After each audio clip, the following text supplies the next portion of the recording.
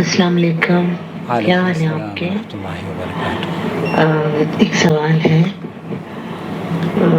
وہ یہ کہ دیکھیں، انسان اچھائی برائی کا مرکہ ہے، نیکیاں بھی ہو جاتی ہیں اور برائیاں بھی ہو جاتی ہیں۔ تو پوچھنا یہ ہے کہ جب ہم نیک کام کرتے ہیں جس کے لیے کہا گیا کہ ہمیں جنت ملے گی، جیسے والدین کی خدمت ہو گئی ہے یا نماز روزے کی پابندی ہے یا استغفار ہے، جو بھی اللہ تعالیٰ کے احکامات ہیں ان پر ہم عمل کرتے ہیں، تو کہتے ہیں کہ بھئی جنت ملے گی، ٹھیک ہے نا؟ اوبویس اب انشاءاللہ۔ کچھ کام ایسے ہوتے ہیں جو انسان کرتا ہے تو لیکن وہ جانتا بھی ہے پھر بھی کر جاتا ہے۔ اب جیسے ہیئر ڈائی ہے تو لوگ کہتے ہیں کہ اگر بلیک کلر آپ کریں گے تو آپ جنت کی خوشبو کو نہیں پا سکیں گے۔ تو اب اگر ہم جنت کی خوشبو کو نہیں پا سکیں گے تو پھر جو ہمارے نیک عمل ہمیں جنت میں جانے کا سبب بنیں گے تو کیا ہم جنت میں نہیں جا سکیں گے؟ ہاں جب ہم خوشبو نہیں پا سکیں گے تو پھر ہم جنت میں کیسے جائیں گے؟ اگر 80% ہم نیک کام کرتے ہیں، 20% ہم سے گناہ سرزد ہو جاتے ہیں، تو اس بیلنس پر ہم جنت کیسے حاصل کریں گے اور اپنے گناہوں کی سزا کیسے بھگتیں گے؟ یہ آپ بتائیں گے مجھے؟ بالکل جزاک اللہ۔ نحمدہ و نصلی علی رسولہ الکریم، اما بعد۔ جو خدشہ آپ کے دماغ میں ہے اس حدیث کو لے کر کہ رائحۃ الجنہ، جس میں ذکر ہے کہ آپ جنت کی وہ اعمال، بہت سارے ایسے اعمال ہیں جو اللہ کے رسول صلی اللہ علیہ وسلم نے فرمایا ہے کہ آپ جنت کی خوشبو سے بھی محروم کر دیے جائیں گے، اور ان اعمال کے ارتکاب کے بعد کیا ایک شخص، جب اللہ کے رسول صلی اللہ علیہ وسلم نے فرمایا کہ آپ وہ عمل اگر کرتے ہیں تو پھر جنت کی خوشبو سے بھی محروم ہو جائیں گے، تو جب ہم خوشبو سے محروم ہو جائیں گے تو کیا واقع ہی ہم جنت میں نہیں جا پائیں گے، جبکہ ہمارے بہت سارے کام نیکیوں پر مبنی ہوتے ہیں؟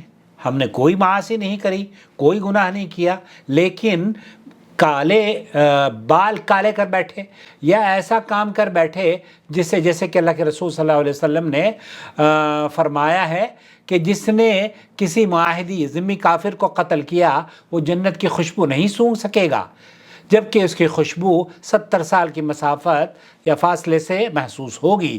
اور اسی طرح سے معقل بن یسار سے روایت ہے کہ اللہ کے رسول صلی اللہ علیہ وسلم نے فرمایا، جس شخص کو اللہ تعالیٰ اپنی رعایا کا حکمران بنائے مگر اس نے رعایا کو نیکی کی تلقین نہ کی تو وہ جنت کی خوشبو سے نہیں پا سکے گا۔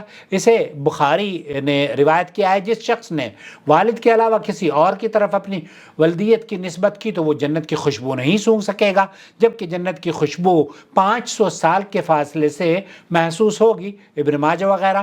حضرت ابو ہریرہ رضی اللہ تعالیٰ عنہ سے مروی ہے، جنت کی خوشبو 500 سال کے سفر سے سونگھی جائے گی مگر اس کی خوشبو کو نیک عمل کا احسان جتلانے والا اور والدین کا نافرمان اور ہمیشہ شراب پینے والا نہیں سونگھ سکے گا۔ طبرانی وغیرہ میں یہ روایت موجود ہے۔ موطا امام مالک میں بھی اس طرح کی روایت ہے کہ اللہ کے رسول صلی اللہ علیہ وسلم نے ان عورتوں کا تذکرہ کیا تنگ لباس پہنتی ہیں، وہ اس حالت میں ننگی شمار ہوتی ہیں اور وہ جنت کی خوشبو سے بھی محروم کر دی جائیں گی۔ تو آپ نے دراصل یہاں یہ آپ سمجھ بیٹھی ہیں کہ کیا یہ اعمال کرنے والے ہمیشہ جہنم میں رہیں گے، وہ جنت میں نہیں جائیں گے؟ شیخ عبدالعزیز بن باز مفتی مملکت سعودی عرب نے اس سلسلے میں فرمایا کہ خلود لا نہایت اللہ۔ اس سلسلے میں جہنم میں رہنے کے بارے میں دو طرح کا موقف ہے علماء کا، اور وہ یہ ہے کہ ایک تو دائمی خلود ہے کہ ہم ہمیشہ، ایک آدمی ہمیشہ جہنم میں رہے گا، اللہ تعالیٰ مجھے اور آپ کو جنت میں ملائے اور جنتی ہمیں اللہ رب العالمین جنتی بنائے۔ دوسرے تو یہ کہ جو خلود ہے وہ ایسا ہے کہ اسے اس کے گناہوں کی سزا ملے گی اور پھر اسے جنت سے نکال دیا جائے گا، پھر اسے گناہوں کی سزا ملے گی، جہنم سے اسے نکال دیا جائے گا اور جنت میں اسے داخل کر دیا جائے گا۔ تو یہاں اس طرح کی جو احادیث ہیں، اس کا مطلب یہ نہیں ہے کہ وہ ہمیشہ ہمیشہ کے لیے جہنم میں داخل ہو جائیں گے، بلکہ یہ تحذیر، یہ وارننگ، یہ سختی کے طور پر ہے کہ ان اعمالوں سے آپ بچ جائیں۔ لیکن اللہ نہ کرے اگر کوئی ان اعمال کا ارتکاب کر بیٹھتا ہے تو کیا وہ ہمیشہ ہمیشہ کے لیے جہنم میں جائے گا؟ شیخ ابن باز رحمۃ اللہ علیہ فرماتے ہیں کہ نہیں، وَهَذَا خُلُودٌ لِلْكُفَّارِ، نعوذ باللہ، یہ ہمیشہ کی جو جہنم میں رہنے والوں کی ہے نا، یہ کفار کی ہے، مشرکین کی ہے، اس میں مسلمان شامل نہیں ہیں۔ اور جو مسلمان ہیں وہ تو اللہ رب العالمین ان کے گناہوں کو، جو قدر گناہ ان کے ہوں گے، اللہ تعالی ہمارے گناہوں کو معاف فرمائے، ہماری کوتاہیوں کو معاف فرمائے اور ہمیں اس کی سزا نہ دے، بلکہ ہمیں اپنے فضل و کرم سے ہماری نیکیوں میں اضافہ فرمائے اور اپنے فضل و کرم سے ہمیں جنت میں داخل کر دے۔ تو خلود، ہمیشگی جہنم میں رہنے والی، وہ دو نوعیت کی ہے۔ ایک تو نوعیت یہ ہے کہ ہمیشگی جہنم میں رہے گی اور وہ کفار اور مشرکین کے لیے ہے، اور دوسری جو ہمیشگی ہے وہ مسلمانوں کے لیے اتنی ہے کہ جتنا کہ ان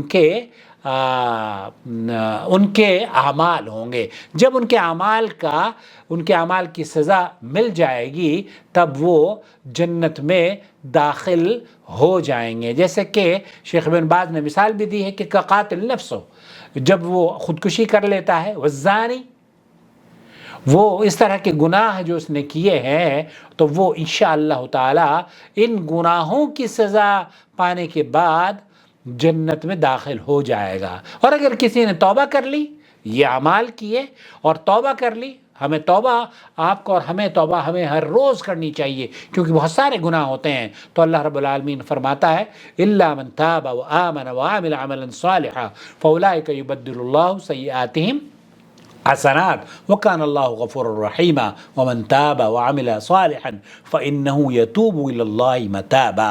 تو جو توبہ کر لیتا ہے، اللہ رب العالمین اس کے گناہوں کو نیکیوں میں بدل دیتا ہے، اور وہ گناہ نیکی میں جب بدل جائیں گے تو میرے اور آپ کے یہ نیکیاں ہمیں انشاءاللہ جنت میں داخل ہونے کا سبب بنا دیں گی۔ اپنا بہت خیال رکھیں، ہم کسی بھی گناہ کا ارتکاب کرنا، شرک، ان اللہ لا یغفر ان یشرک بہ، شرک کی تو ممنوع، وہ تو معافی نہیں ہے الا کہ توبہ کر لے، لیکن باقی تمام گناہ ایسے ہیں جو کہ اللہ تعالیٰ اس کی سزا، بغیر سزا کے بھی اللہ معاف کر سکتا ہے۔ ایسا نہیں ہے کہ اللہ تعالیٰ، وہ تو بڑا غفور الرحیم ہے، ہماری ان گناہوں کے باوجود ہمیں عیش اور آسائش کی زندگی اس نے عطا کی ہے۔ اللہ رب العالمین ہمیں اپنے فضل و کرم سے جو نعمتیں اس نے اس دنیا میں دی ہے، اس سے بہتر نعمتیں ہماری قبر اور جنت میں، آخرت میں ہمیں عطا فرمائے۔ اپنا بہت خیال رکھیں۔ والسلام علیکم ورحمۃ اللہ وبرکاتہ۔ اللہ ولی الذین آمنوا یخرجهم من الظلمات إلى النور والذین كفروا أولیاؤهم الطاغوت یخرجونهم من النور إلى الظلمات أولئك